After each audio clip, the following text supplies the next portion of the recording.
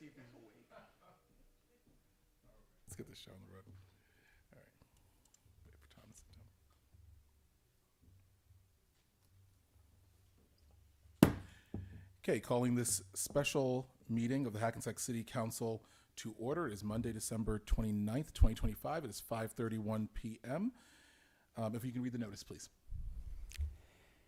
This meeting is being held in accordance with the Open Public Meetings Act, NJSA 10:4-6, et set, notice of which was sent to the record and the Star Ledger and was posted on the municipal bulletin board. Thank you. Can you call the roll, please? Absolutely. Mayor Gaines. Here. Deputy Mayor Toomey. Councilman Carroll. Here. Councilwoman Clark Collins. Here. Councilman Diaz. Here. Okay, if everyone can rise to the flag salute, please. I pledge allegiance to the flag of the United States of America and to the republic for which it stands, one nation, under God, indivisible, with liberty and justice for all.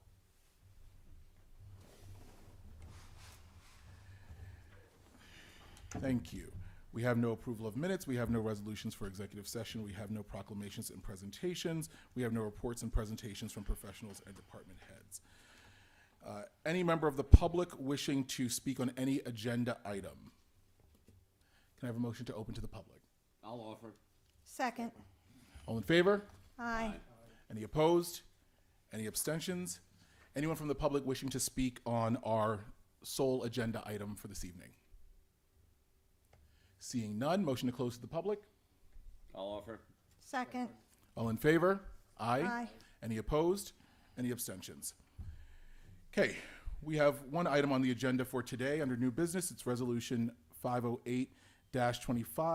Can you read what that resolution is? And then before we vote, we'll have some discussion. Thank you. Resolution 508-25 is a resolution authorizing extraordinary unspecifiable services contract to Sun Life Insurance.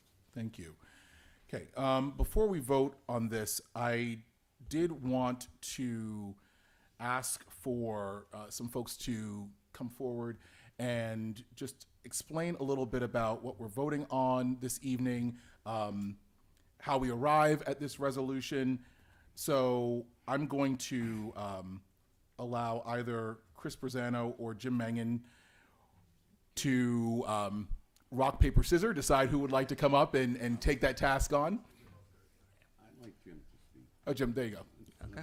Great. Right there. Thank you, Jim. Yeah, I'm going to start it off because first, I just want to give you a quick background on self-insurance for health benefits. Now, I've given you a really, really quick briefing one time before, but you just have to understand the background to understand the resolution for tonight. If I repeat myself, I apologize, but it's important that you understand the background. Okay, and Jim, before you get started, I don't mean Sure. to interrupt you, but just I also want to make sure that don't worry about repeating yourself, because I want to make sure that everyone is aware in the hall or who's watching, just to make sure that people are clear as to what it means to be self-insured and the nature of the resolution. So don't worry about that. Okay, good. Thank you. Okay, so for health benefits, we're self-insured. Now, what that means is that for our employees and for our retirees, what we do is we pay for the actual claims, whereas in traditional insurance, you would pay your insurance company a premium, and the insurance company would pay for the actual claims. Okay, that's how we work it. Okay, so in other words, employee goes to the doctor. Okay, doctor takes the bill, sends the bill to Blue Cross. Blue Cross pays the doctor, and then instead of sending the city a premium, a bill for a premium, here's your insurance bill for the month, and it's the same bill month after month after month, they add up what our premiums are for the month, and they send it to us, and we pay for the actual claims. And that's how that works. And because we pay for the actual claims, we have to have insurance if there's some type of really expensive medical procedure or some ongoing event medically that is going to just drive costs up. An extended medical stay, there could be a really expensive medical therapy, something that's way beyond our capacity to pay for it. Okay, so we have a threshold that we pay for each claim. all right, will pay up to $175,000 for an individual claim. Okay, after that, our stop-loss insurance carrier picks up the tab. Okay? I'm sorry, when you say, and I apologize, Mayor, if I may. When you say individual claim, you mean individual claimant, employee? No, an individual claim. Okay, an individual claimant can have one individual claim. Okay, so correct me if I'm wrong, Chris. An individual claimant can have multiple claims. Yeah. Okay. But the ISL. Hold on, we're going to have to introduce you second, so go ahead. Okay. Thank you, Mayor. Okay, so that's called the stop-loss reimbursement. So for an individual claim, we're responsible for the first $175,000. After that, our stop-loss carrier, who is Sun Life, the subject of the resolution tonight, picks up the tab, pays the balance of the claim. Okay, that's how self-insurance works. Okay, now self-insurance can be good, can be bad. For us, for a long time, it was very good. Okay, we had a number of very, very good years. People didn't get hurt. People didn't get sick. Our claim costs were very low. Whereas most municipalities in New Jersey are on the state health benefits plan, and they would get premium increases year after year. Rule of thumb for CFOs that are in a state health benefits plan is you contemplate a 10% increase in your premiums when you do your budget. Well, for me, what I would do is I would look at our claim data from the year before and see what that was and project the following year. Well, in the period from 2014 to 2021, our claims were relatively flat. In fact, our total claims in 2021 were actually less than they were in 2014. We had a lot of good years. And when you're self-insured, when you have good years, it's great because you don't have to share that with anybody. So it works out very, very well. Can I ask one question? Yeah, sure. I apologize. So my question, okay, so we had 4 years or 5 years of good years that you didn't spend any money. Did the monies that we have, did we save? Yeah. And where did we put Yeah, it? that's an excellent question. And where did we put it? Yeah. So what we do is, because we don't know if we're going to have a good year or not, all right? So, what you do is hope for the best, plan for the worst. So you budget it. So what I did then was, that's when I created the health benefits trust fund. So what would happen is, when the year ended, whatever money was left over, instead of it going to surplus, it went into the health benefits trust fund, and we built up that trust fund. And the trust fund got pretty healthy over time because we had these really good years. Sorry, Okay? Jim, I don't want to don't lose your train of thought, but can you just orient us into approximately what year you're talking about in terms of the trust fund being Yeah, established? I think I established the trust fund in 2018.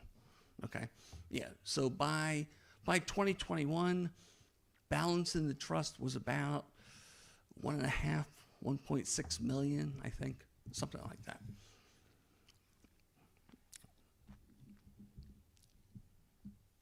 Okay, so as I was saying, good years, you don't have to share it. That's great. Bad years, the Excuse problem me, is. Sure. Just a quick question. What do you mean by you don't have to share it? Okay, when you're part of a large pool like the state health benefits plan, okay, if you have a really, really good year, you have almost no claims at all, you don't get any benefit out of it, because every other town that's in it could have a terrible year of claims, and they don't have to, they don't get penalized for it. You don't get rewarded for having a very good year. You don't get penalized for having a really bad year. You pay a premium. Well, when you're self-insured, if you have a really, really good year, you do get rewarded. You didn't pay for the claims. Then you got the other side of the coin. When you have a bad year, you can't share that risk or that extra cost with anybody. It all falls on you. Okay. That's the downside of self-insurance. It's risky. You can't share the risk with anybody. So for us, 2014 to 2021, hey, it was great. You know, during COVID, it was even better. COVID years were excellent because during COVID, nobody went out. Nobody went out of the house. Nobody got hurt. Nobody did elective surgery because nobody wanted to go near a hospital. So if anybody who was up for elective surgery just postponed it. So our claim costs went way down during COVID. Now, after COVID, about midway through 2022, all those people that had been postponing their elective surgery, they all got it. They all went for elective surgery. And in beginning halfway through 2022, that's when we saw our claims start to take off. Not just us, you know, throughout New Jersey, midpoint of 2022, medical claims took off. All throughout 2023, medical claims moved way up. 2024, medical claims moved up. 2025, medical claims have been going up, okay? And it wasn't just the post-COVID. You remember in 2023, we also had, you know, after COVID, there was inflation. Inflation went up to 7.5%, highest inflation we had in 40 years. Well, inflation's come back down. Inflation's about 2.5% now, but for a while it was 7.5%. It was very high. Even though inflation's come back down, we still have what's called medical inflation. There's still a shortage of medical personnel, medical supplies. So medical costs are still high, okay? And that's still driving high costs for everybody in New Jersey, not just us. You know, you read the articles, the state health benefits plan, premiums this year are going up 36%. And, you know, our claims have been going up every year.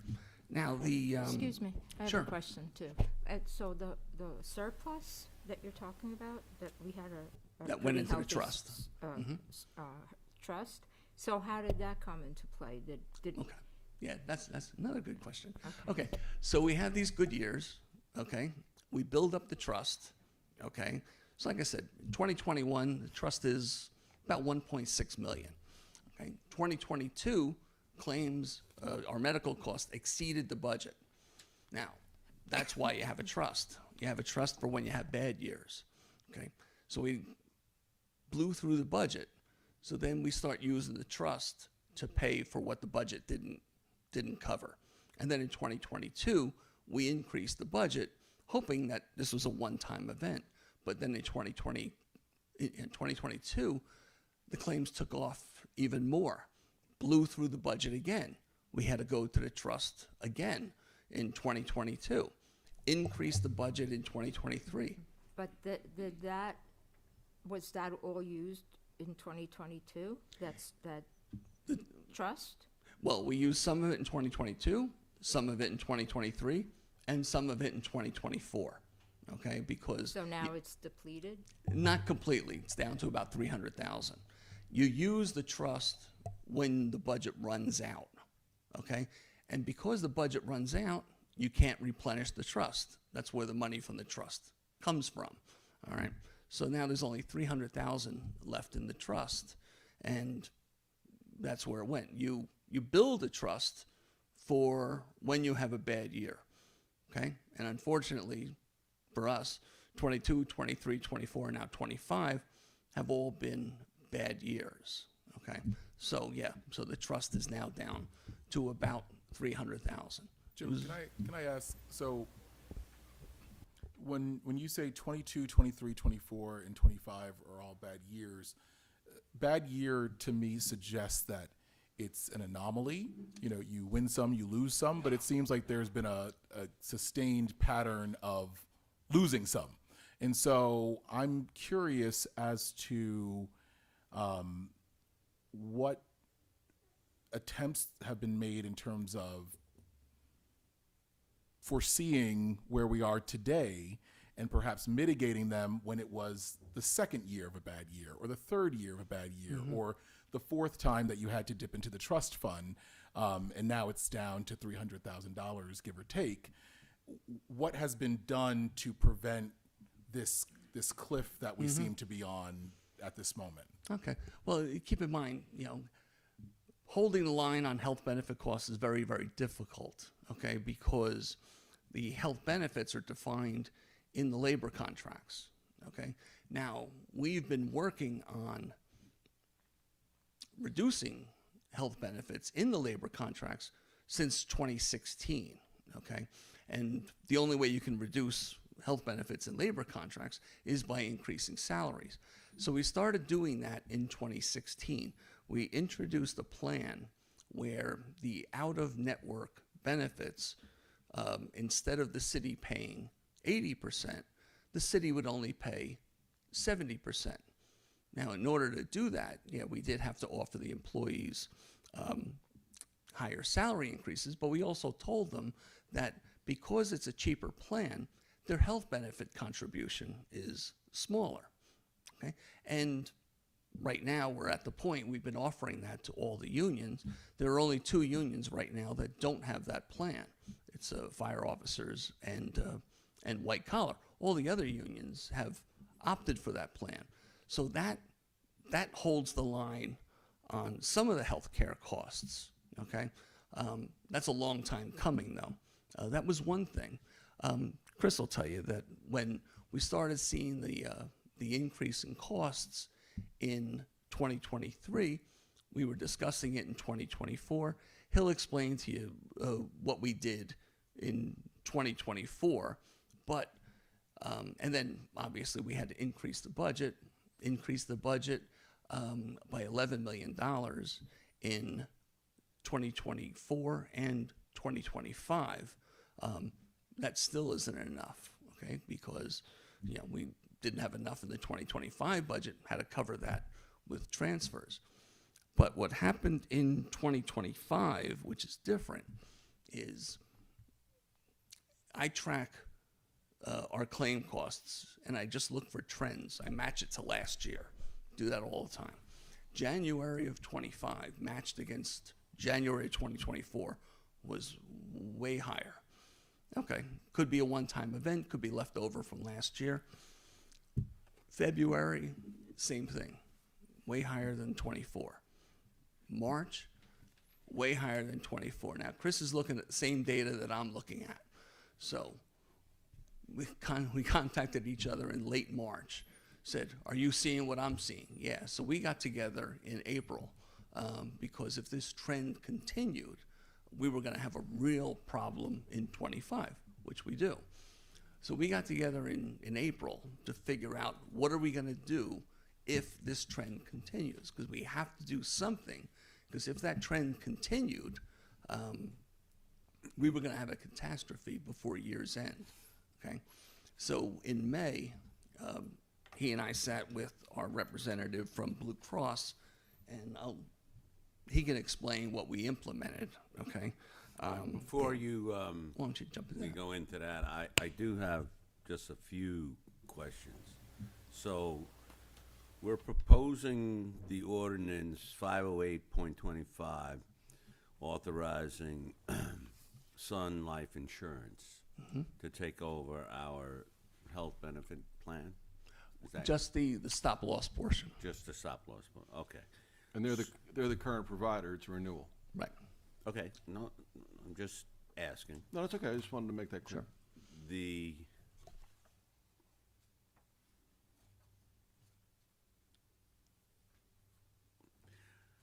all right, so I know that we're not talking about the health plan itself. We're talking about the stop loss. Is the city continuing to go with Horizon as their main insurance carrier? Yeah. And then you have, I think there were a couple of different choices to make it cheaper, and we're continuing to do that? Well, we have different plan options, okay?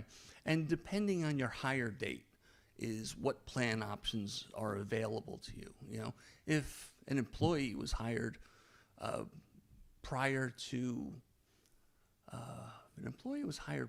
2010, they have several plan options. 2011 was Chapter 78, and that's Well, what and that's when things changed. Yeah.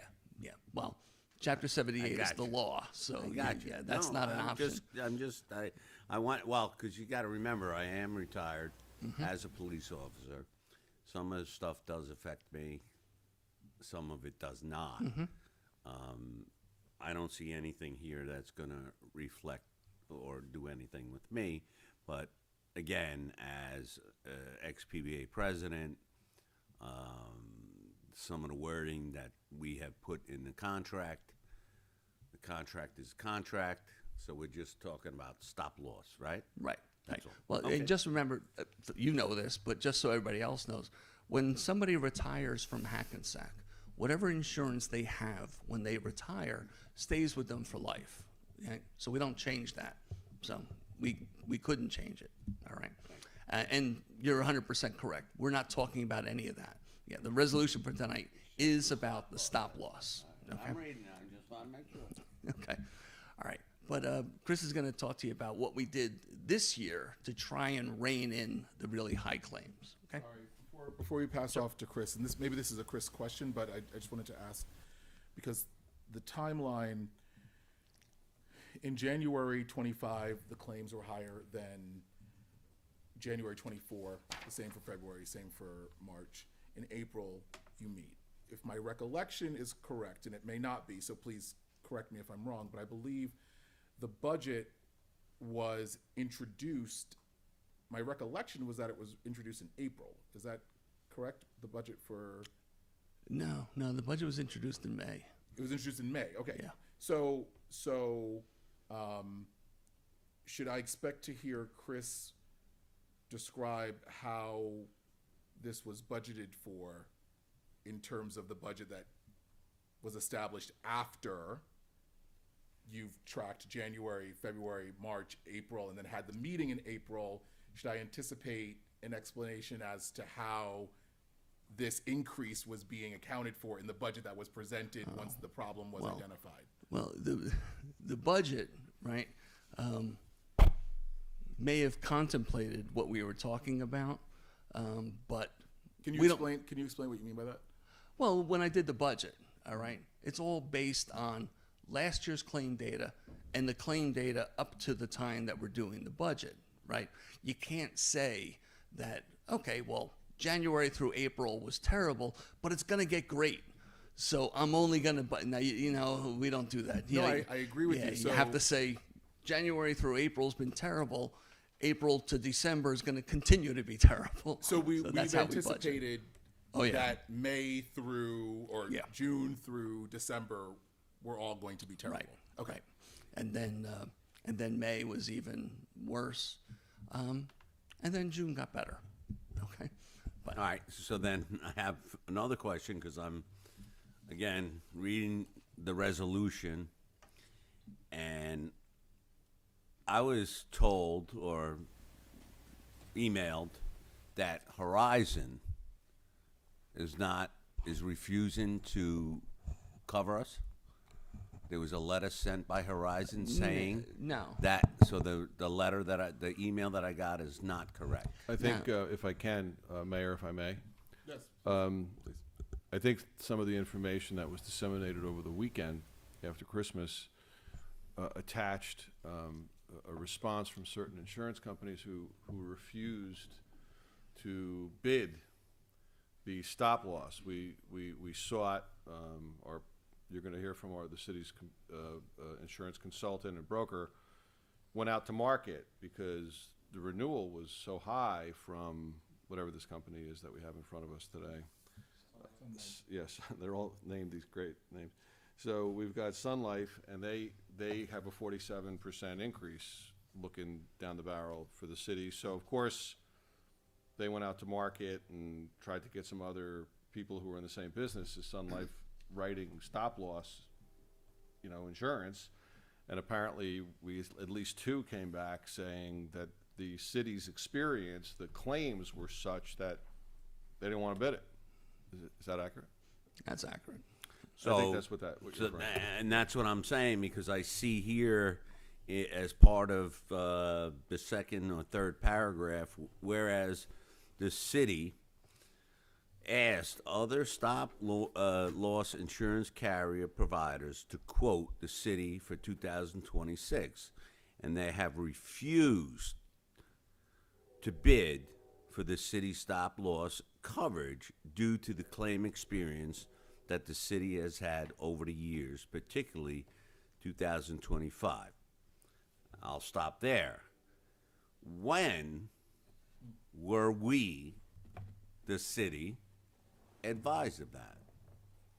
Because I am understanding that there might have been some correspondence that were sent to the city that nobody responded to. Well, I can tell you that I'm asking. that we met with Horizon Blue Cross, myself, Chris, the city manager, and they told us that they were going to give us a quote on the stop loss in early December, and the following week was when they declined. We were expecting to get some type of a quote from them, and then within the week, they declined. And as far as the email that I have, it was the letter from Horizon telling us, sorry, in 2 sentences, that we will not cover you anymore. Yeah. Wouldn't Yeah, you think? they declined to? But to wouldn't give you us a quote. think that Horizon would have sent a better explanation to us instead of just saying, no, we're not going to do it this year? Well, when somebody declines to bid, Well, I they're think not it's going to give you a reason. I think it's a question that's probably better for the broker, right? Okay. So when he Yeah. comes on and does that, I think that makes more sense. But Yeah, thank why you. don't you jump in? Okay. So, good evening, everyone. I could give you some insight. So Chris, into why don't that. you, for Yeah. the record, why don't you just identify My name is yourself? Christopher Berzano from Acrisure. Been the insurance consultant here for probably 10 years now. So your role in the city of Hackensack is you're the insurance consultant? Yes, sir. And you're the broker? That is correct. Okay. So with respect to your question, Horizon being the administrator for TPA services also has their own stop loss company. So because they have the claims and they see everything going on, what they like to do and kept building up to December, they said, okay, you know what, if we can get another month of data, maybe we can quote this. However, when that month of data probably came in, they looked at it and said, we cannot be competitive on that. We cannot quote, we can't compete with Sun Life's renewal. So we answered it on time. Yo, absolutely. Yeah, yes. And then, I would like to see that, too. sure, I have a copy of it right here. Thank you. So Mayor, if I could, so I think what makes sense, respectfully, is for Chris to try to give us some context of, on top of what Jim just gave us on, okay, you know, I'm in the insurance business, I'm here in Hackensack 10 years, this is why stop loss policies are good, when they work right, when they don't work right, here's why this one's not working right. And you can also, if you can, I know it's hard because you're in the industry, avoid the acronyms like TPA is third-party administrator. Yes, So when sir. you have a stop loss, as I've learned over the last 15 days, when you have a stop loss product, insurance product, there is a third-party administrator who, because you have a self-insured retainage that the city has to deal with by way of claim, not claimant. Claims. So the claim has to go over the 175, not the summation of the claims for a Correct. claimant, which I misunderstood that. Thank you. That this third-party administrator, who is Horizon Blue Cross Blue Shield for the city, handles all the claims, and they charge a fee for it monthly. Monthly fee. So if you would, Chris. So with that being said, once we have the monthly fee coming in from Horizon, they administer all the claims. Then you have your stop loss carrier that reimburses the city over the $175,000 per claim. Okay? So can I just, and I'm Yes, sorry, go and ahead. I apologize, because this is a problem I had, maybe nobody else has this problem, and I'm just have a mental block with it. The 175 is an actual insurance claim. It's a catastrophic claim. But a person who submits a excess claim of 175,000 or a claim in excess, they could have submitted 100 claims before that were all under the stop loss. That is correct. And that would have not touched the stop loss. Not have touched it. As soon as you go over for some horrible issue in your life or some surgery or whatever, That excess is what the stop loss covers. That is correct. Thank you. I'm sorry, please. No, so, I'm going to ask also, with the exception of Mr. Malagiri, is Chris, if you can just go, I'm going to ask for us to hold our questions so that you can say what you have to say, and I'm sure we'll have questions once you're done, but we'll just take notes and let you. sure. Thank you, sir. So with that being said, Sun Life reimburses the city for those claimants over $175,000. This year in particular, unfortunately, the reimbursements were in excess of $9 million coming back to the city. Your premium was about $5 million, just to keep it in perspective. We paid them $5 million, they paid us back $9 million. Hence, our loss ratio was about 200% this year. So the saving grace to it, that is, if when I did go out to market to the carriers, they were uncompetitive with the 47% rate, because they said to me, like, look, if we were going to quote something like this, it would probably be 100% renewal, if not even more, because of the claims and the premium. So that being said, that's why you're looking at, thank God, we instituted a 50% renewal cap in our contract when we first put this in place back in 2020 or 20. When did we leave HM? Whenever we left HM. We left them in 2019. 19. We instituted, and that was part of my mandate, was that because going into self-insurance just for these purposes, even though we were having good years, we had to always think down the road that if we were going to have a bad year, we had to cap our renewal process. And thank God we did that. So that 47% that you're looking at, albeit as a big number, the number could have been a lot bigger if, in fact, that we would have gotten anybody to quote it at that rate.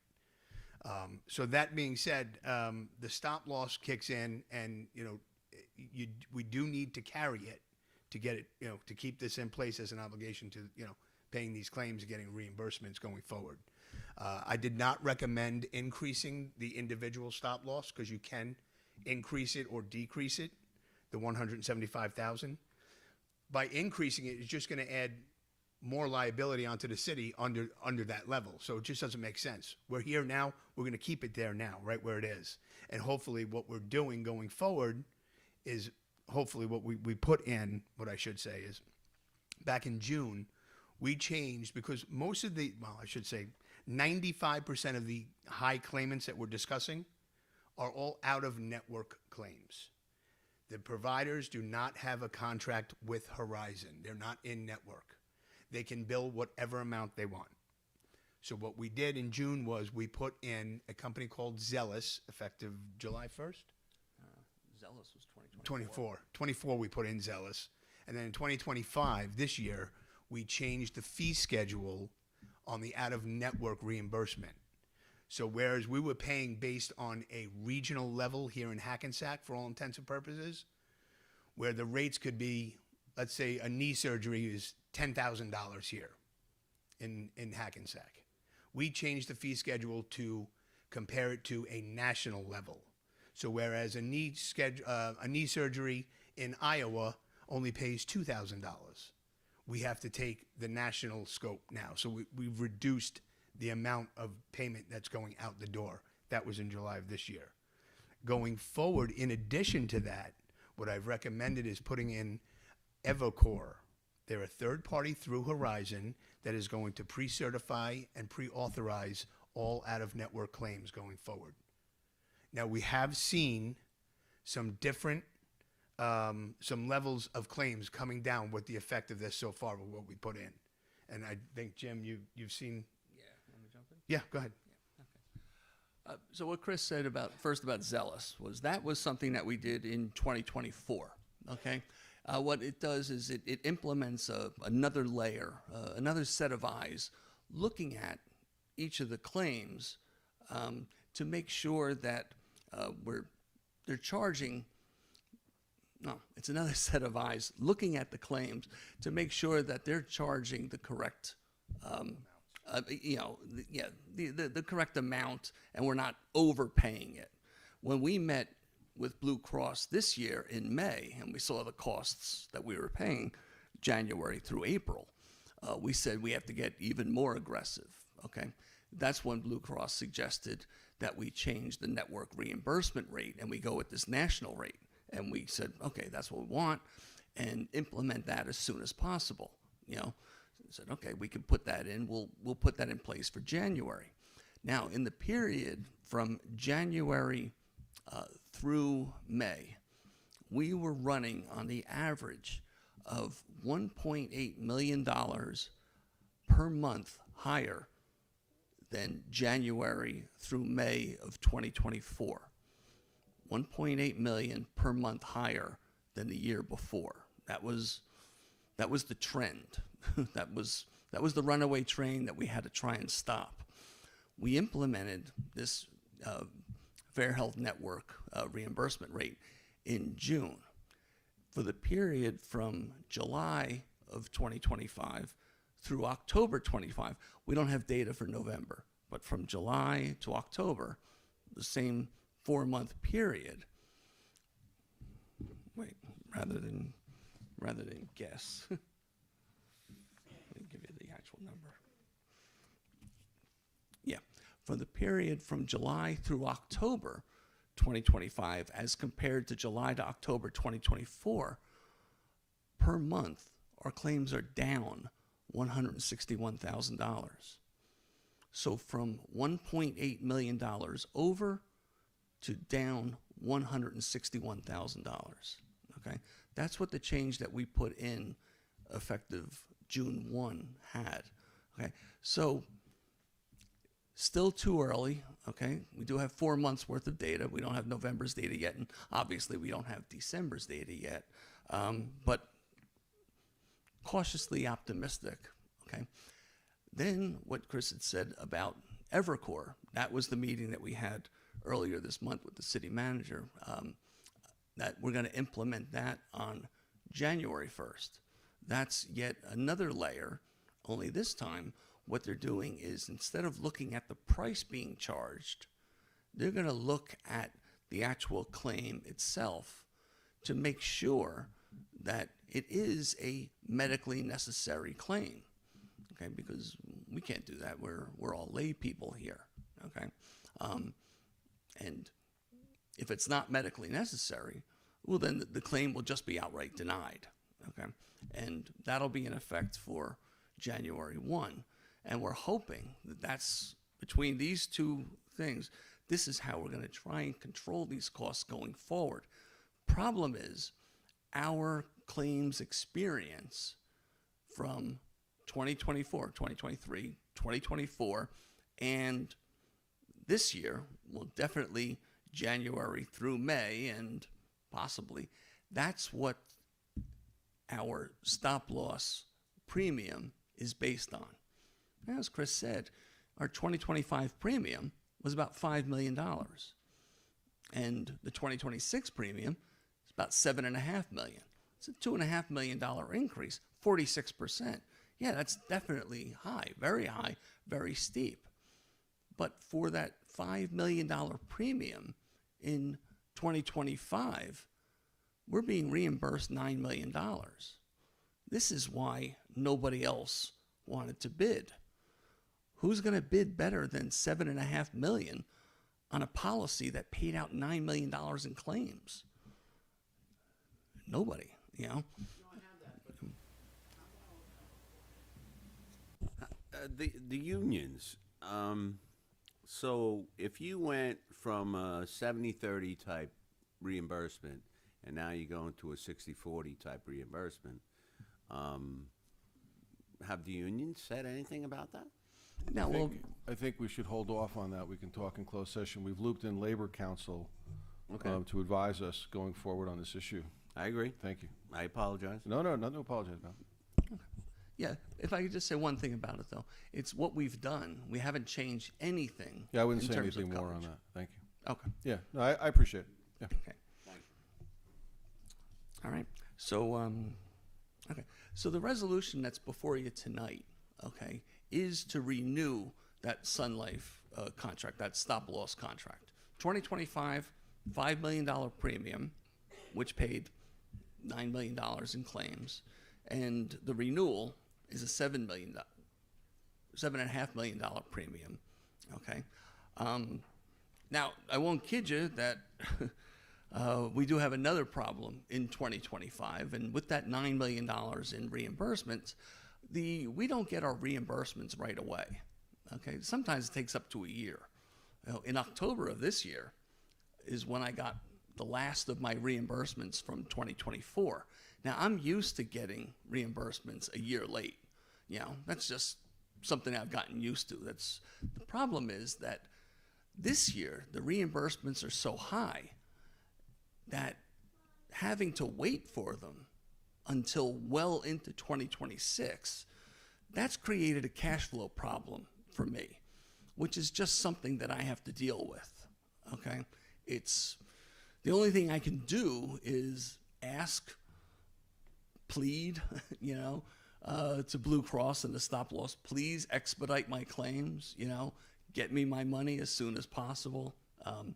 That's been an issue. That's been an issue for me. It's just that I have to try and manage the money as best as I can, okay? Can I ask you? Sure. If Horizon doesn't expedite, how do you plan to deal with that? Well, I'm dealing with it right now, okay?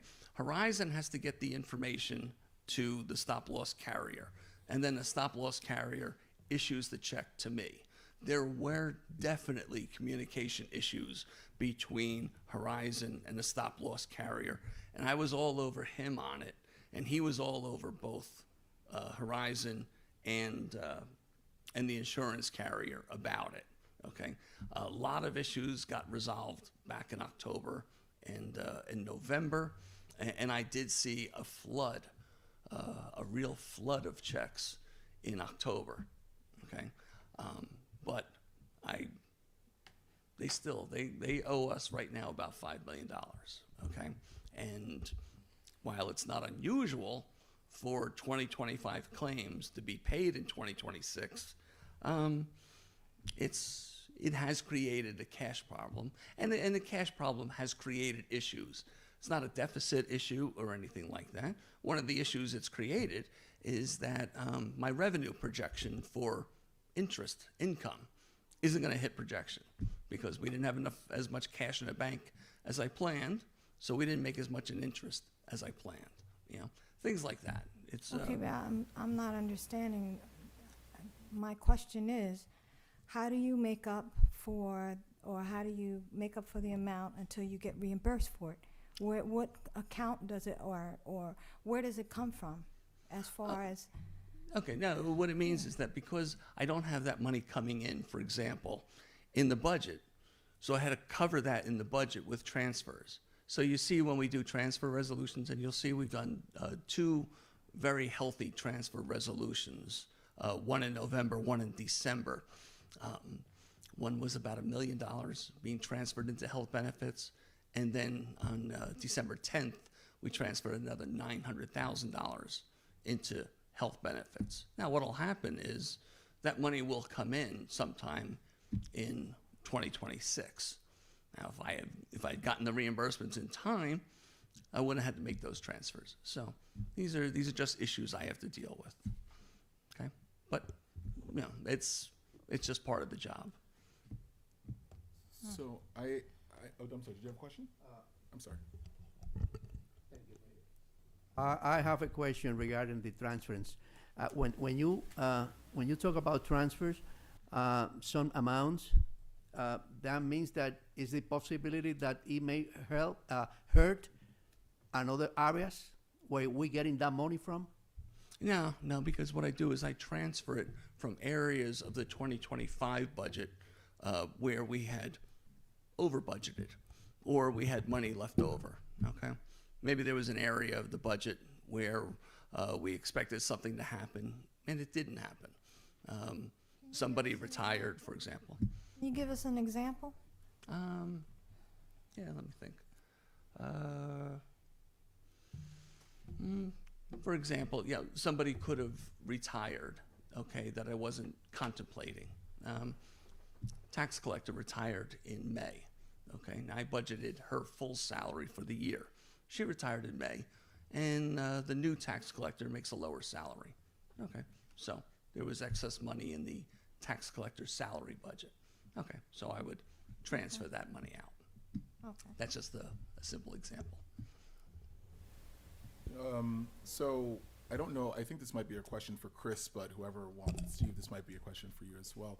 But it was stated early on, I think, in fact, one of the first things that was stated was that most municipalities are in the public insurance plan. And so what I'm trying to figure out is, why is the regular insurance plan, the public insurance plan, beneficial for, it sounds like, most municipalities in New Jersey, but in Hackensack, we feel that being self-insured is the appropriate decision. Wow. We don't feel that way. Well, or at least I don't feel that way. Personally, my personal opinion is... Well, I guess I'm asking for your professional opinion in terms of, if we are one of, and again, I'm not speculating in terms of an exact number, but it sounds like we are one of few municipalities in New Jersey that are opting to be self-insured. And at the beginning of this meeting, it was described as sometimes it is advantageous, sometimes it is not advantageous, even though there's been a pattern of the last 4 years at least of it not being advantageous. So I'm trying to figure out why, for the lion's share of municipalities in New Jersey, they have all made one decision, and here in Hackensack we have made an alternative decision. Can someone explain that to me? But just my professional opinion, I would prefer the state health benefits plan only because there's no risk. There's a lot of talk going on about how expensive the state health benefits plan is right now. Like I said, their premiums went up 36% this year. Okay, but there are benefits to self-insurance, and there's not. I like the fact that you know how much your health insurance budget is. There's no surprises. Getting there is a different story, and to be honest, that's a discussion for closed session, to be honest. So, and I don't know, again, if there's something that's not appropriate for this forum, let me know. But I guess I'll ask the question a different way, because I don't know if I got an answer to it. And it might not be a question, for you, it might be for someone else.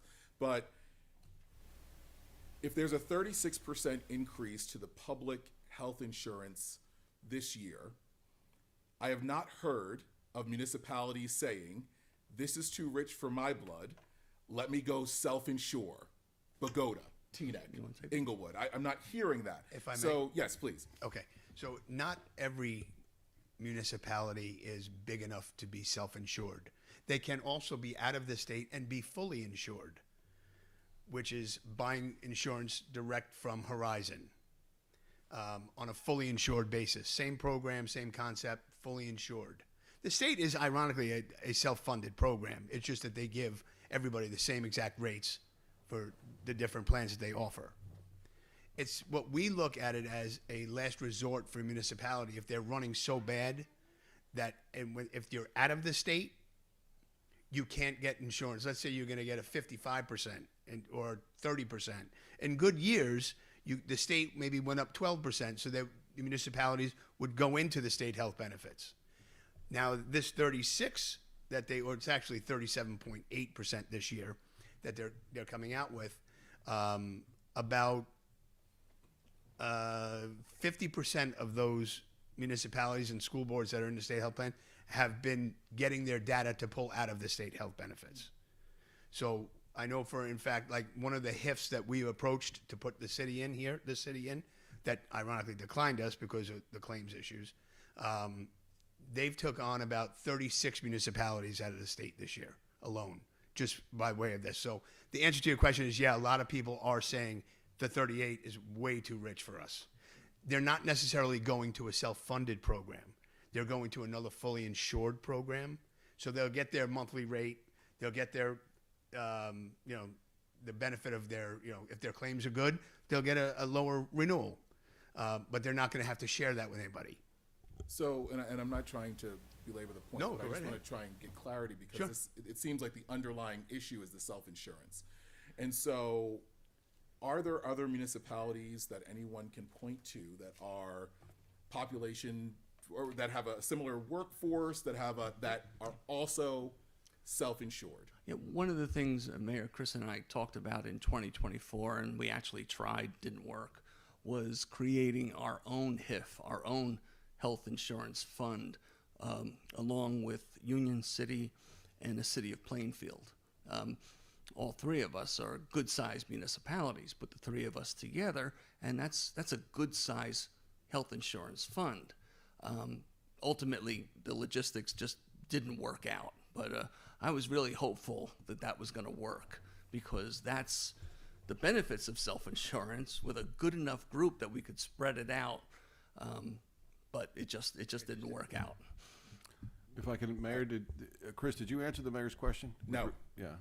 Yeah. So, Yeah.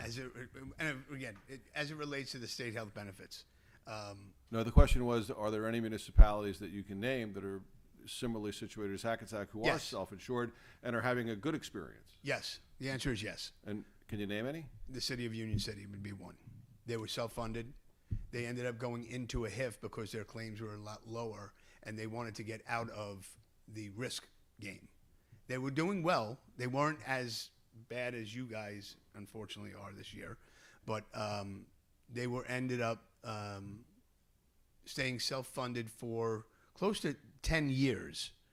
And then what they ran into was going into a HIF, which is a self-funded pool, but they're sharing the risk with other municipalities. And Chris, can you just for our edification and, Yes, sir. and for everyone's edification, can you just let me know by what rubric you are saying that Union City is comparable to Hackensack? Same number of lives, roughly around 600 to 700 covered lives. Different benefits altogether, so I can't compare your benefits because the contracts are all different. But similar benefits in that aspect. That city, municipality. I'm not quite sure the logistics of the cities or populations, but to that extent, the workforces are similar, the same. Same problems is that their attrition, their turnover is very low. The retiree population is still there. Difference being with them, though, their problem lied, and I'm not going to say anything out of context here, their over 65 population was a very high driver of claims over there. So we were able to institute a Medicare Advantage for that over 65 population and put a stop to that. Here, when we did the analysis, the over 65 population was minuscule in terms of claim dollars. It's not even a problem even today. It's not, because Medicare subsidizes most of it. So I hope that answers your question, sir. Thank you. You're welcome. And I Oh, just wait, have s- the last thing. Wait, can you use the microphone, please? So Mr. Mangan, on the last page of your letter to us, described the information for solicitation of quotations. Labor Union Life Insurance Company declined to offer a quote, which was A, and B, Horizon Blue Cross and Blue Shield Public Sector declined to offer a quote. Those two, what are we doing with them? Well, that's it, right? Yeah, I mean, if they won't, That's it, we're not, that's it. I mean, if they don't quote, yeah. no, I don't know. I mean, I don't know what else it would be next. We are required to try and get quotes. well, what I'm saying is that you said decline to offer, decline to quote. I got you. What is our next step? Because people need insurance, people need to go on here. So what are we doing with the life insurance and Blue Horizon? Oh, that's why we're recommending I the know, renewal that's what I'm with saying. Sun So Life. it was part of your letter and the resolution, but that's it in the resolution. That's all I'm asking. Yeah. We attempted to get other quotes. They declined. Got it. So our recommendation is the renewal with Sun Life. So these two are the only two you can get quotes from? That's it? There are several others, but nobody would quote this year based on the claims history after the analysis we did. When we put it out to market, it just, the only two that I went to that would have, honestly, I thought would have quoted, honestly, Horizon, because they're here as your administrator, and they have access to everything, and they would love to do that, but they even said it was just too high for them. And same thing with Ulico, it's pronounced. Getting back to the Union City as Yes. to the other, so there are no other towns that are on the same self-insured plan that, like we are? I'm sure there are, it's just the ones that I personally handle, So, I can't, okay. yeah. So with Union City, and you said that they were doing really well with it. They were doing well up until a point, and ironically, they ran into the same situation. Now, Um, did they have a cap on their out-of-network, or was it like a open-ended, like? No, we are? they had a cap. They had a Yep, cap. they were at, I think they were at 90% of Fair Health National that we did here. But we don't have a cap. Now you do, yeah, now, well, we have, I think we're at 80th percent of Fair Health on national. But you do have an out-of-pocket maximum, is that what you're talking about? Mm-hmm. Yeah, the out-of-pocket maximums are based on each plan design. When you retire. Right, okay, thank you. You're welcome. Mayor, Mr. Wilcox is here, our auditor. Would you allow him to ask a question? If he asks nicely. No, just kidding. Go ahead. No, please, Steve. Mr. Wilcox, Go ahead, please. Mr. Wilcox, will you please, please identify yourself for the record? Just, is your microphone on? I don't know. There's a little button on the bottom. Thank you. There you go. Oh, push. Yes. Welcome. I went to college. Yeah. Steve Wilcox, I'm the city's outside auditor. Would it have made a difference if early on, when the wheels started coming off the bus, in terms of claims going through the roof, and you were 80% in 21, 100% in 22, 257% in 23, if this issue was addressed in 23 or early 24, would the possibility of either getting into a health insurance fund or some other avenue other than being solely self-insured, would have that been easier at that point, as opposed to, where we are today, where nobody's going to touch us because, on average, our loss ratio is 203% over the last 3 years. The loss ratio you're looking at is just on the stop loss. Mm-hmm. That's over and above everything, but But as it's all we're- part of, the equation. But yeah, and honestly, we could have done that, but going in and when you're seeing these things happen in the preceding months, we're trying to circumvent them going forward, and how we put on. We can't direct care in health insurance, and unfortunately, a lot of these people, they're using this out-of-network benefit that you don't see the ramification until after the fact. So now, yes, we could have gone out, and we do go out each year. We try to get something better than what we have. But in those 3-4 years that we've had that experience, no other carrier was going to write it right then and there. But we did try, yes. Because when I look at 610 participants, Right. based on the spend, both claims and the reinsurance, the average premium, using dollars, is over $45,000. Is that higher or lower than somebody that's in a conventional, traditional, premium-based insurance? It's a little higher. It's a little higher, but it's also based on the plan designs that you offer here in the city. The plan designs are so rich in benefits, like the rest of the world outside of municipality world. Like in my benefits, I have in-network deductibles and co-insurance, and I only have an in-network plan. So my benefits are a lot less rich. And I'm saying that nothing's better or worse, but for me and my family, what I've selected is a lot of cost sharing. When I go to the doctor, I pay a pretty amount, but I also pay out of my paycheck. So your benefits here, the benefits in the municipality world, where they're paying a $5 copay, a $10 copay. I haven't seen that in my lifetime in about 10 years. Your out-of-network benefits, which I believe is a big contributing factor, with the $200 deductible, or even 70% to a maximum of $4,000 or $2,000. It's unheard of outside of municipality world. I don't even have that luxury of having an out-of-network, the ability to go out of network. I have to stay in my network. So it's things like that that do contribute. But to answer Steve's question, yes, it's a little high, but I think a lot contributes to it in terms of the benefit designs that are in place, and the usage all comes into play. That out-of-network portion, you only have a small portion of your population going out of network. And unfortunately, those are your high claimants. They're all going that out-of-network region. You know, if those claims are in network, we wouldn't be having this discussion right now, I can assure you. And Mayor, if I may, and the resolution that's before the council tonight, okay, are you recommending that the mayor and council vote for that resolution? Yes, I am. In your capacity as the broker? Yes, for the I am. city?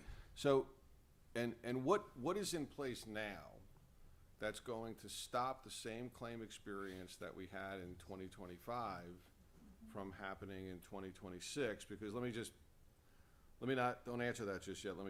Let me back up with a preface to the question. So the issue is that we are renewing the same kind of insurance that kind of got us in trouble at this point. We had a bad experience. We paid a lot of money. We have a 47% increase thereabouts. So we're renewing the stop loss at a big increase. And the concern is that are we going to have a bad experience in 26 on the out-of-network claims by a handful of folks because there's nothing stopping it? Well, if I may. Okay. It's not the insurance that got you into Okay. this. The insurance is basically what is saving us to some degree. Okay. Because had we not had that 50% cap in there, our discussion would be renewing, if we were afforded the opportunity to renew, at a much higher rate than 45%. No question. Okay? Going forward, it comes down to the zealots that we put in place that we've already started to see, the Evercore that we're putting in place effective January 1. We're not going to be able to see results probably till the end of January, early February, to see if it's really starting to work. Remember, everything sets in January, resets. So deductibles reset, your stop loss resets, everything starts fresh. So we'll start to see, as claims build up, we'll start to see at the end of January, when I get the report in February for January, we'll be able to see exactly where that decrease is coming in. So if the out-of-network portion, though, what I would recommend doing is, if you're going into negotiation, it has to be negotiated, is to considerably try to negotiate out-of-network benefits, either increasing deductibles, co-insurance, or eliminating it as an optional plan or putting it in place. There are different things we can do to eliminate that portion of it.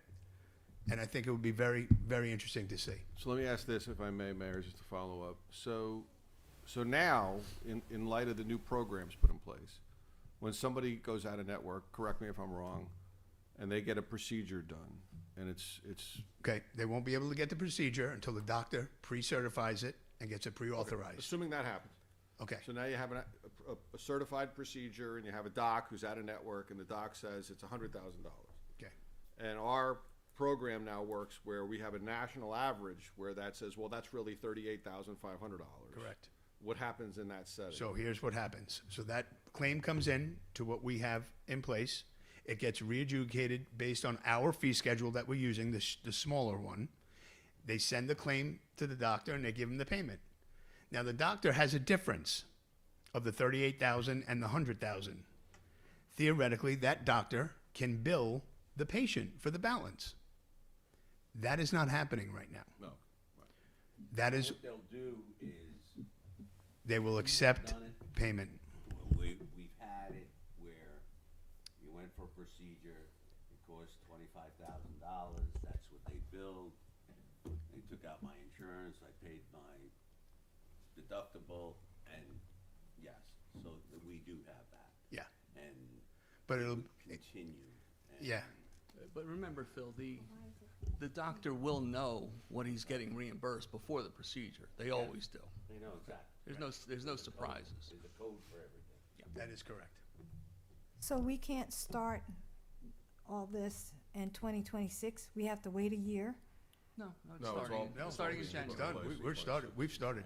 Okay, so wish the, we'd had it the in place in Zealous and the 25. other thing you mentioned are in place now? Yeah, Zealous started in July of 2024. Okay. The Fair Health National Network started in June of 2025. Okay. And the Evercore is starting in January of 2026.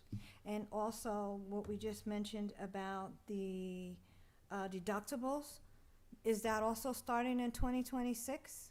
Well, what Chris mentioned was that that's something that we should negotiate going We'd have forward. to negotiate There's that an with issue the that we unions. have to deal So with it- on the labor side. I'm sorry, Councilwoman. There's an issue on the labor side that we'd have to talk about in closed session on that.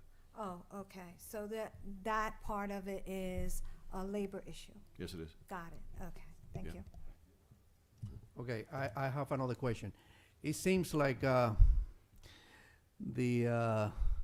out of network is the main responsible for us to be in this kind of a situation right now.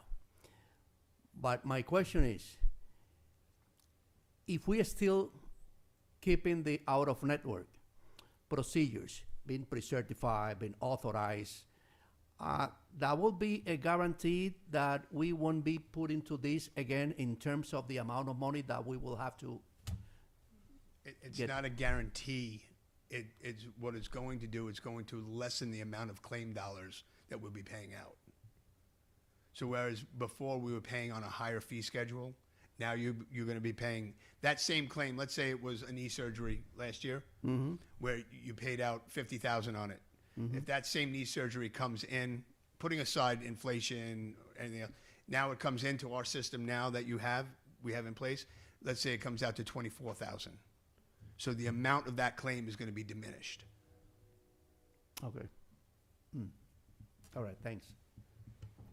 So I want to be sensitive to not discuss any labor issues in terms of negotiations or anything like that, or potential negotiations items in the town square here. But I guess my question, it's a piggyback of something that the councilwoman asked a little bit earlier. Evercore is something that is a new tool that we'll be using. Are there other tools that we can be using in addition to Evercore, and or if that does not work, to mitigate the costs, what other options would we have? Because right now, the trend is that we are trending upward. And I respect Mr. Mangan's analysis that in the last maybe 4 months, absent November and December, which we don't have data for yet, we've trended downward a little bit, but the trend downward has not come anywhere near the trend upward of the first 6 months. So are there other ways that we can, it's like if you have a cold, you can take one medicine or you can take, a couple different medicines that aren't going to conflict with each other. Is there anything else that we can be doing given where we're at financially with this? As far as the tools that we put in place, no, that we're pretty much, we're using every tool available to us. As new tools come out and we're aware of them, we'll absolutely try them and jump on them and put them in.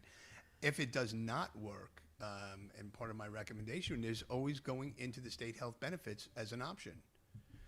That's always your option to do that. And I did recommend it last year, and you'll see at my April meeting is it was something to consider doing to stabilize the program.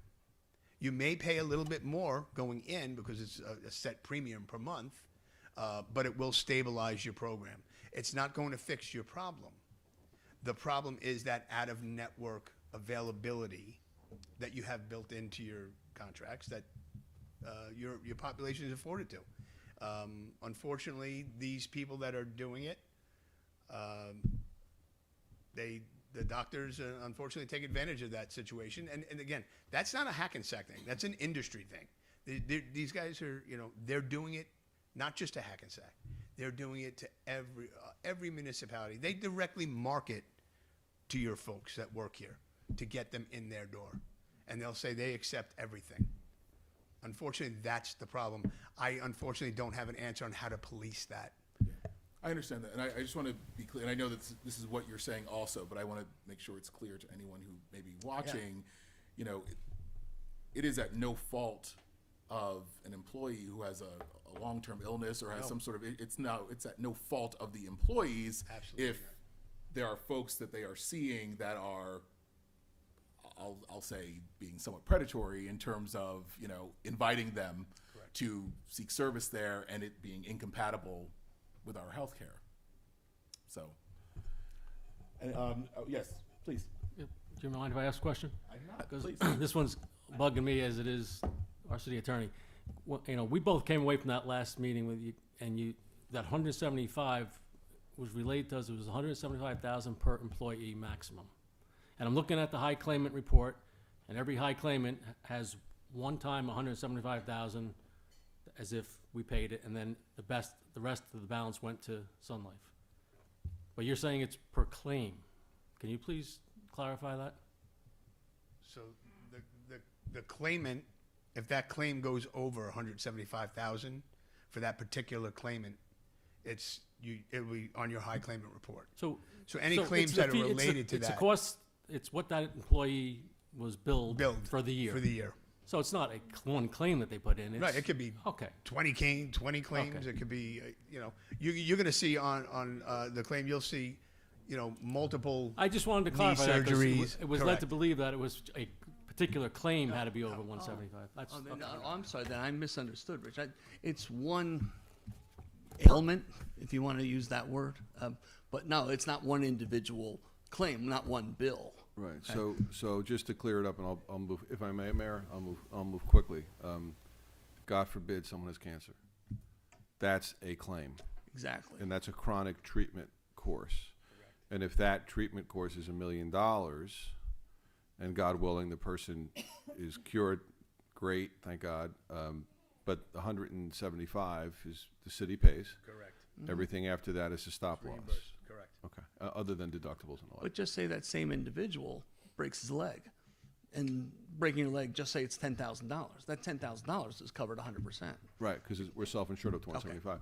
And if I could just ask this, so just so it's on the record, so assuming that the mayor and council were to vote for this renewal tonight, insurance stays in place in 2026. Assuming that by May of 2026, you come to the city and you say, hey, there's another program, you can go into this group, you can go into state insurance, you can do something else, and you're gonna do better, and this is the way to go. Can we get that insurance at that time and cancel what we just renewed? Absolutely. So what we can do is, and this is why Jim and I, you know, we're in constant communication. During the first 3 months of next year, the first quarter, we'll have a good indication of where we are trending. And I personally believe that you're probably going to see, in terms of stop loss reimbursements, from what I'm looking at report-wise, close to 5 million next year. This year at 9 million. So if we can knock that in half, and 5 million is probably where you should be as a normal course of business. But we'll know that probably by April of next year, and it gives us enough time that I can say to the city and say, hey, listen, July 1st may be an opportunity for us to jump into a health insurance fund. We can do that, but we will have to, you know, prepare for it in the sense that we'll have run-out claims after the fact. If we cancel everything effective July 1st, we're going to still have claims that come in that need to be paid after the fact. So that being said, the answer to your question is yes, we can absolutely look midterm. Just a couple of things. Yes, go right ahead. Getting back to Zealous. Mm-hmm. Zealous. So what exactly, can you clarify it for me again? What exactly does Zealous do? So Zealous will get the claim in. They will scrub that claim to make sure it is, one, medically necessary, two, making sure it's meeting all of the fee schedules that we have now in place associated with. Okay, because that Our- was going to be my follow-up. Yep. Are we looking to see the for the Absolutely, each claim? Are yes. we looking to see if it's really Correct. Yes. considered a necessary? A medical necessity. Right. Okay. Yep. So But what do we know about Zealous? How efficient is the company? How good is the company? They- What is the background of Zealous? Because I hear that there's a lot of complaints about Zealous. You probably hear the complaints because people are seeing their out-of-network claims now coming back to them. They're being balance billed, whereas in past they were probably never billed for anything. So once somebody gets a balance bill because Zealous is doing their job by saying, well, you shouldn't have, we're not paying this $20,000 claim, we're paying it at $5,000. Now, a normal doctor or any doctor that's not doing any kind of scheming or anything will say to the patient, unfortunately, I'm going to have to balance bill you the difference. I didn't get what I was expected. Those are probably the complaints that you're hearing because people are not anticipating that. So how does it work? So I go to the doctor, let's say, and I want to get on Ozempic, let's say. A different story. Okay, but Okay. go ahead. I'm with you. Whatever. That's another one. Okay. And but with normal insurance, if I have to get a procedure, that procedure has to get approved Correct. first. Not necessary. You never really had that here.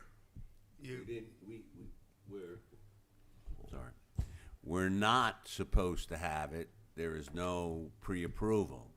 Lately, they have requested pre-approval. I have done it reluctantly, myself and my family, but we do not need pre-approval. Many times I've gone, and they say, oh, we have to get pre-approved, you know. I'm talking on a Right. personal level. Just recently, and they said, oh, we have to get pre-approval first. So things are changing, or, So it's I working. think it's the doctor. okay. Each office. So it's not required pre-approval? I'm sorry, I'm going to ask for you to answer the question. Can you? Okay. So the So- question was asked. If you can answer it, please. Thank you. Yeah, so what we're doing is we're putting in the pre-approval, pre-authorization process to ensure that the claim is a real claim, medically necessary, and then we can understand what's coming down with the potential with that claim, what's coming down the road with it. Okay, so So- those are things that are being worked on, that are being put into place That is now. correct. So, being that we were seeing this problem escalate, you know, from 2022 on, why is it that a company like Zealous wasn't considered when things started to escalate, and we let it get to now, and now we're trying to grasp at all ends to try to make it work? We did introduce this, it was brought into it, but at the time, the previous, I'm going to assume the previous administration thought it was going to be a violation of contract to put those in place at the time. But we honestly, we got to the point where we had no choice. We had to do, you know, when I saw this and I recommended, you know, we need to get together in April because I saw the trend was still going up and we had to do something. So we ended up just making a decision to present it to them, and they agreed that something had to be done. Oh, okay. Okay, and one more thing. In Yes. regards to why it takes so long for us to get reimbursed, that, Jim, you said that it could, you know, take even up to a year. Have we been in touch with them Yes. to find out why it takes so long? There was a communication breakdown, which we didn't know about. We finally found it in October. We jumped on it, we got on it. That will never happen again. What, I don't understand it. It was he said, she said type of thing, and still to this day, I've yet to find out exactly where the problem was, but the problem has been rectified. They said there was a glitch in the system with their email box that they were getting. Ironically, it wasn't just the city of Hackensack, it was some other clients too who were having the same issues. so now there shouldn't be that much of a problem getting reimbursement? No, and Because- I'm on top of it regularly with them. Okay, thank you. Okay, so I'm going to ask for us to take a brief pause just for a moment, just for about 5 minutes. I apologize I see folks are waiting, but we're going to take a brief recess. If there's any other questions afterwards, but otherwise we may be ready to be able to vote on this after the 5-minute recess. Thank you. Thank you so much, Shane. Thank you.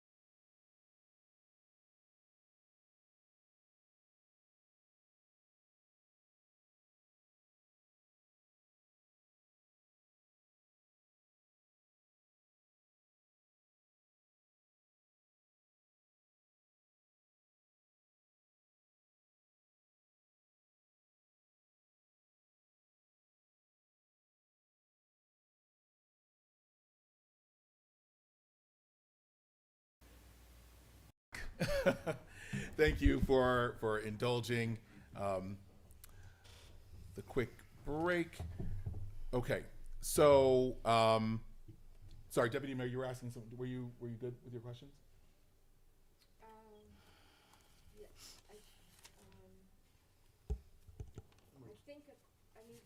I think I need a clarification or I don't remember if it was answered as to why wasn't Zealous introduced prior as we saw. I think you answered it, but I'm not, I think we just wanted to hear it again. Well, if I could, Deputy Mayor, like I said, the claims spiked about halfway through 2022, when COVID ended. Right. All right. So the claims experience for calendar year 2022 wasn't really all that bad.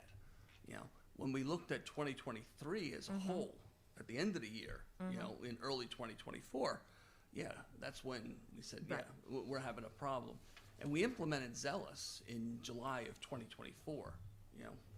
When we saw the experience from 2023, then we got together with Blue Cross and said, what can we do? Had to be done. So Zealous didn't come into play now, it came into play in 2024. Yeah, July of 2024. Zealous was July of 2024. And then the Fair Health Network came into play in June of 2025. And then the Evercore will come into play in January of 2026. So you've got three different tools. Exactly. So these three different tools, how do I ask it? Do we incur extra fees for these? No. No. Okay. That's why, Chris said by the end of March, we hope to have a pretty good idea if it's working. so We now- knew by the end of March of 2025 that we had a problem. So now Zealous has been into play since 2024, and has there been? Is that where you said there's been an improvement of sorts? Have you seen an improvement? I since? haven't seen. No. No. So we've had them for about a year. I would say. Zealous. I think it's little more when, than a year. when So we ha- combined Zealous with the change of the out-of-network fee schedule, that's when we started to see that, the claims were starting to come down. The trend was starting to come down to that level that Jim had previously spoke about. I think in conjunction with changing the fee schedule, because now they had to hold them to a lesser fee schedule, Zealous is really getting in there and holding them down. So keeping you're them confident that by, what did you say, by April? April or May, I think That we'll we're have gonna see a great very good things? idea if they're really working or not. I'm sorry, you said there were three tools in place. We have Yep. Zealous, that was implemented July 2024, and then Evercore, January 2026. What was the third The one? third. The Fair Health of national fee schedule, Okay, thank you. The pricing of out-of-network stuff. pricing of out-of-network, And that was implemented when? June of 2025. 2025. Got it. So, and then we will call the vote. But just one more question. No, I have. You have a question? Go ahead. Please. I just need clarification from our city attorney. In part of the resolution where it says the health coverage for its employees for the $175,000 claim reimbursement for each employee for the stop loss. Yes. Where are we? Are you in agreement with that? Yeah, I drafted the resolution, and I agree. I propose to have you vote on a resolution that says in the second whereas that the city of Hackensack currently provides health insurance coverage to its employees through an insurance program where the city acts as a self-insured entity up to the first $175,000 of medical claim reimbursement for each employee. That's actually not true. I'm going to correct it, known as the stop loss. It's not for each employee, as I've learned tonight. It's for each claim. So if there is an employee who has a claim for a broken leg, the stop loss applies $175,000 to that broken leg. If they have a lung transplant, the stop loss applies to the $175,000. So as I correct that on the record is what I stand by. Thank you, sir. So, to follow up Phil's question, so for the purposes of voting, should there be a motion at the time, should there be a motion to adopt this resolution as amended? Yes, as amended by the comments I've just made on the record, and then what I'll provide to the clerk tomorrow is an updated resolution taking out that word employee and indicating that it's gonna be per claim, Okay, and that would make it accurate, Mayor. thank you. And one more, I'm sorry, not to continue, but as you know, myself and Deputy Mayor Toomey. Of course. We're ex-employees. Do you believe that any of this, we should abstain from voting on? In your capacity as an ex-employee and the deputy mayor's capacity as an ex-employee, it is my legal opinion that you do not need to abstain from voting on this resolution. Thank you. Thank you. So just one final question, then we can get. We thought we were gonna have a nice short meeting. We only had one. We only had one item on the agenda. This is a big item. So no. Big item. It's important. It's very important. So I'm gonna going back to the history as it's been outlined, and while we were not occupying these seats, you were here and you have some institutional memory of the sequence of events regarding things that have been proposed, different conversations that have taken place. Right now, we are both playing offense and defense. It's really defense, but we're trying to be proactive about the claims that have yet to come in for 2026 and beyond.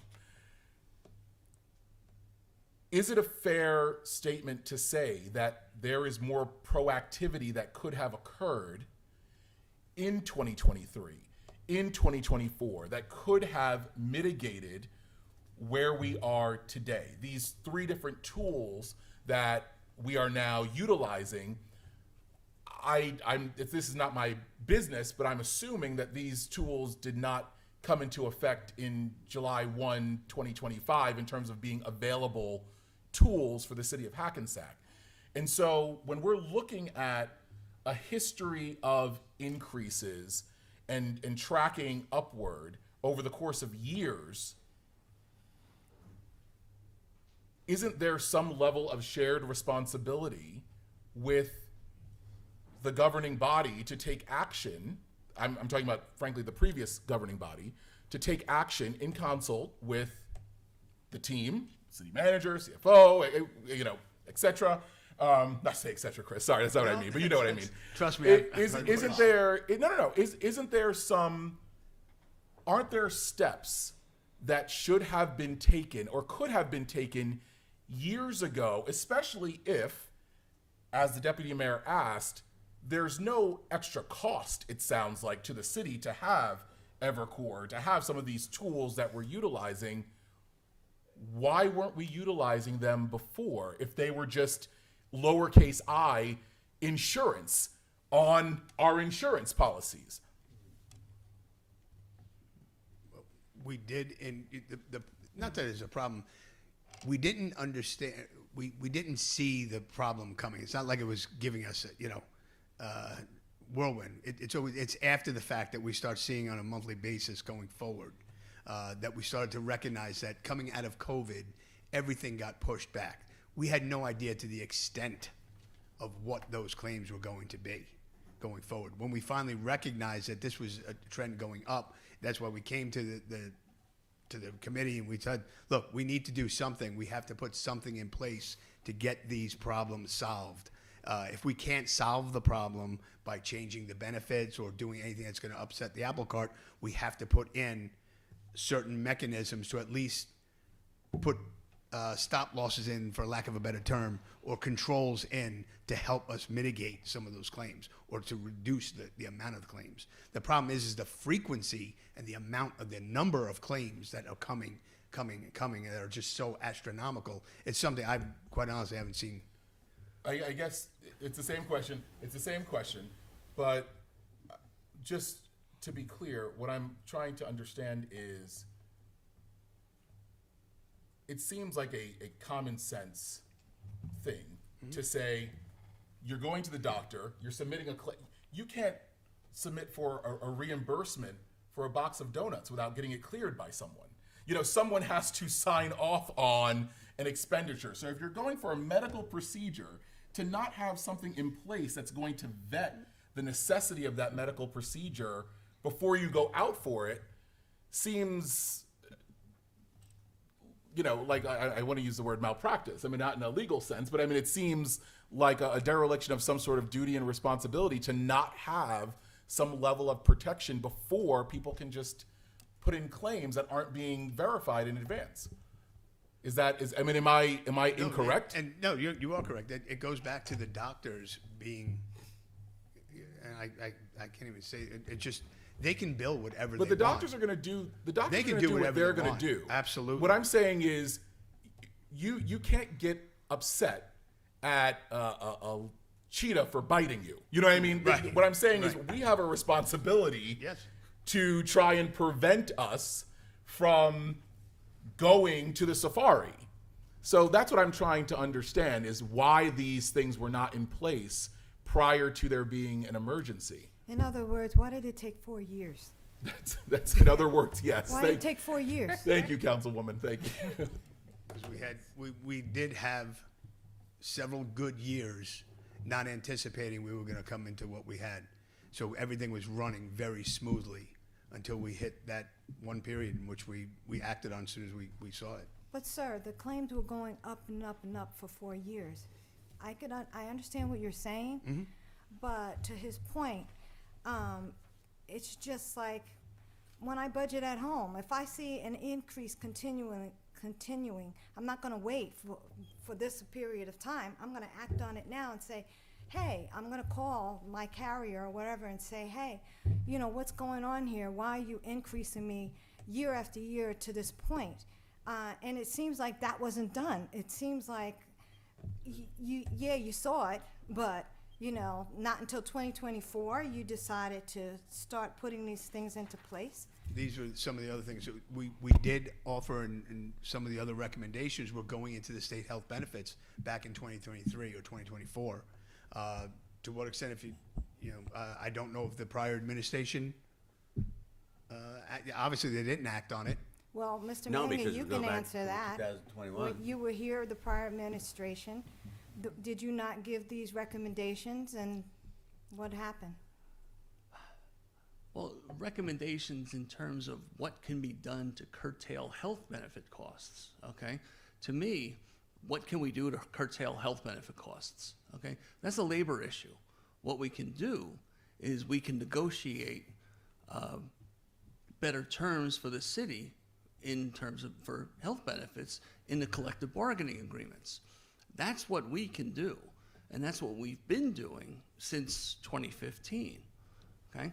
It's the very, very specific things that Chris is recommending, okay? That's zeroing in on very specific items, you know, and that's definitely not something for the mayor and council, and it's really hard for someone like me to zero in on exactly what claims are causing the problems and what can we do But you just, to fix those claims. the reason why we're here is what claims are causing the problems, you said, are the out-of-network ones, correct?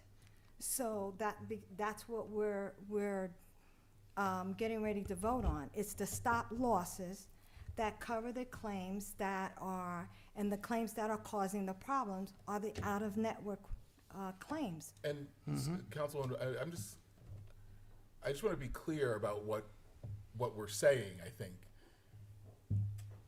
again, it's not about, there's no blame for someone who has a preferred doctor to go see the doctor that they're comfortable with, to go seek necessary medical attention. That's not what anyone's issue is. Right. The question is, there's a credit card that we run in terms of medical claims, and there is no check there's no password protection on the online account. There's no checks to make sure that the claims are valid, necessary claims, because what hasn't explicitly been said, but what is obviously implied in what you're saying is Evercore is knocking out claims that may be not necessary. So if that is the case, the suggestion then is that there may have been unnecessary claims that have been paid out by the city. Am I understanding that correctly? Yeah, well, we're adding another Potentially. layer. So the only question is why there wasn't this layer of protection Right. in the first place. Even if it seemed like everything was under control, even if it seemed like it was a modest increase, it's still just a layer of protection. And so why wasn't this layer of protection, which seems like a worthwhile investment, why this wasn't in place in the beginning, Right, because even when you're, things were low? That's the question. you're not putting this in place until January 2026 of the year coming up. In terms of Evercore, For, yeah. as terms of Evercore. When did Evercore come out? Well, I kind of understand, and there's the problem. So you guys been here since 2021. I've never seen a case of any disability claim, any injury claim, since I've been with this city for 30 years. No one investigates anything or any claim.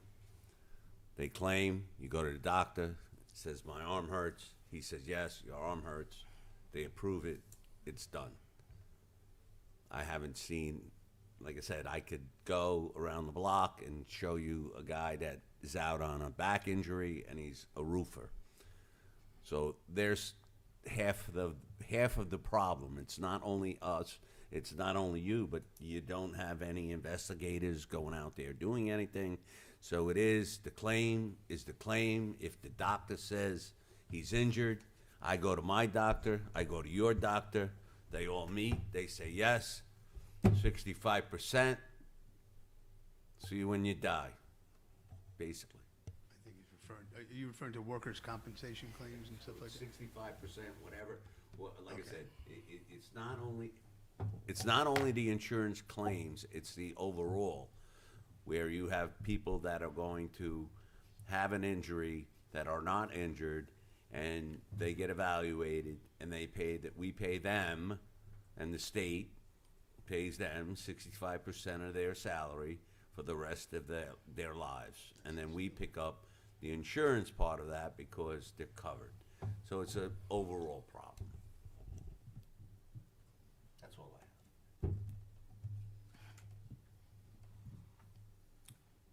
have. Okay. One last, Mayor, if you like, we could go into closed session, and I could tell you about some of the recommendations I made, but they're not proper for open session. I would like that. Actually, I'm curious because, let me say this. I don't know. I mean, I defer to our lawyer as to what's appropriate for open or closed. I don't know whether or not that's the case, but regardless, I think if the council's ready, are we ready to vote? Yes. Are we okay to vote? Yeah. Okay. All right. So, okay. Resolution 508-25, please. Resolution authorizing an extraordinary unspecifiable services contract to Sun Life Insurance. Great. Can you call the roll, please? Do we have a motion? I'm sorry. Yes. Can I have a motion to approve Resolution 508-25 as amended? Right, if you'd like me to well, after you get the second, Mayor, I'll just put a brief characterization on Sure. the record. Thank you. Is there a motion? Second? Well, I think we need a motion as well. I make a motion. Second. Okay, so if I may, Mayor, now that the question has been called and it's on the floor, this is a vote on Resolution 508-25, which I've amended by the comments I put on the record, and I will supply an updated, corrected version of this resolution, clarifying the issue of the stopgap $175,000 city self-insured amount, not being limited by employee, as has been indicated, but by claim. And a claim is a medical condition of an employee, in layman's terms, best way I can explain it. This resolution is to do one thing. It is to renew the stop-loss policy for the city. It's a special meeting because it has to be done before the end of the year. And of course, all the context that's on the record is here, not necessarily to support passing this resolution, but because the city manager and I believe that these issues were relevant as context for what's coming next because the increase is so large. But the comments and all the stuff on the record about protocols that are going to be put in place going forward and all these other things are not, and they're fine and good or whatever they are, but they're not part of this resolution. This is simply a resolution to renew stop loss so that the city can continue its health insurance in 2026, and then later on, if there's a change, as our consultant put on the record, we can have another resolution, we can have another dialogue, another discussion. So with that, Mayor, I'd respectfully request that the clerk be allowed to call the roll. Yes, please. Deputy Mayor Toomey. Yes. Councilwoman Clark Collins. Yes. Councilman Carroll. I abstain. Councilman Diaz. Yes. And Mayor Gantz. Yes. Vote passes. Thank you. Motion to open to the public for public comment. I'll offer. A second. All in favor?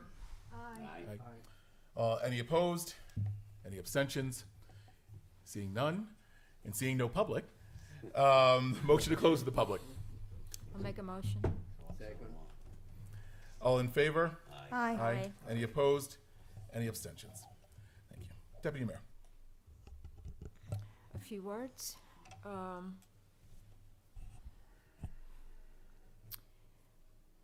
Well,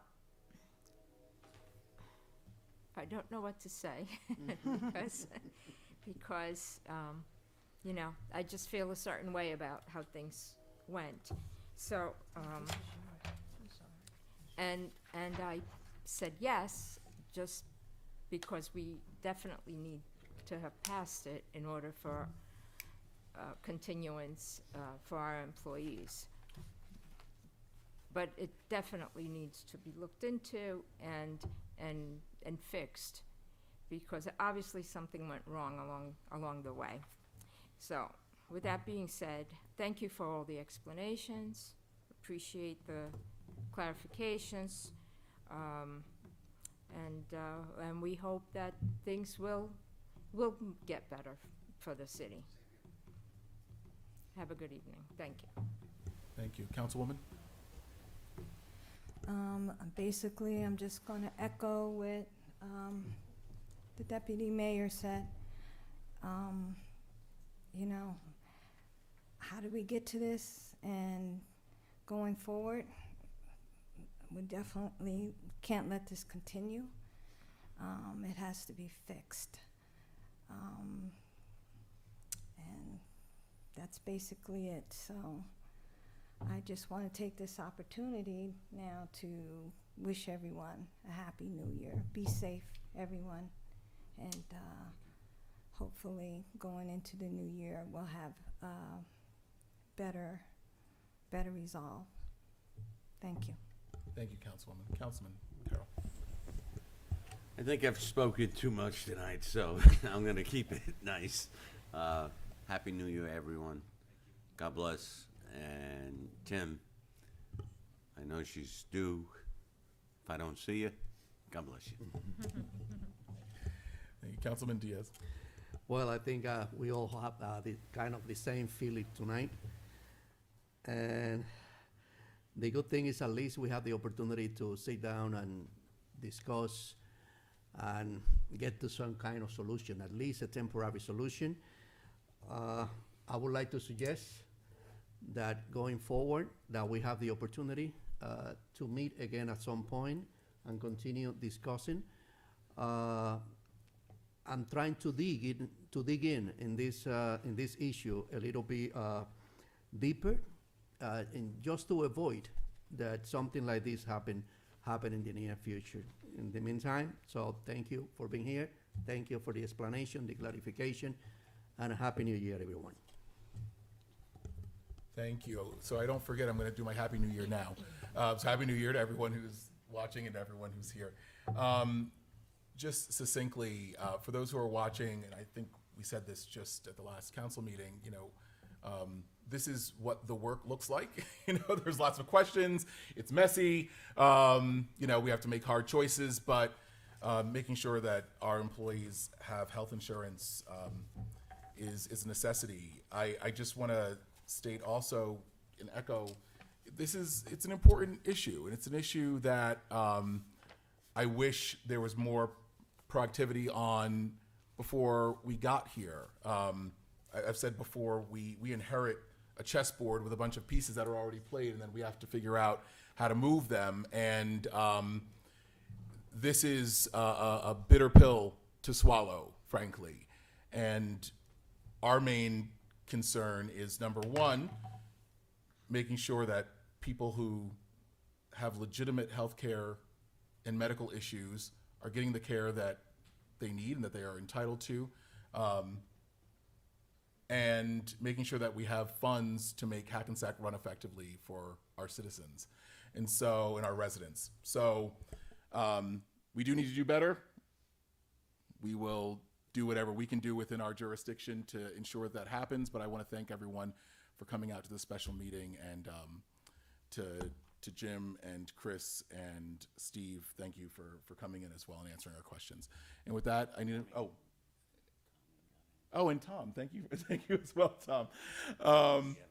No, I don't. Tom, you don't have anything. No. Okay. All right. So with that, could I have a motion to adjourn? I'll second. All in favor? Aye. Any opposed? Any abstentions? Thank you.